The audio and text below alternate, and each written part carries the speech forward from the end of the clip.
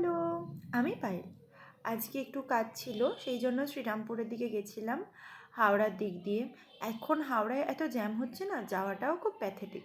তারপর কাজ শেষ হওয়ার পর এই ক্যাটারার কাম দোকানটায় আমরা গেছিলাম। খাবার দাবার সত্যি বলতে অসাধারণ। এই ফিশ রোলটার দাম নিয়েছিল 130 বা 40, বাট দুজনে মিলে খেয়ে পেট আইঠাই করবে। আমার তো করেছে। আর খাবারের দামও সত্যি বলতে খুবই রিজনেবল, সব কটা খাবারই খুব ফ্রেশ খাবার। তারপরে খাওয়া দাওয়ার পরে আমার বন্ধু আমাকে স্টেশন অবধি পৌঁছে দিয়ে গেছিলো। স্টেশনে আসার পর তো দেখলাম আজকে রোববারের জন্য ট্রেন নেই বললেই চলে।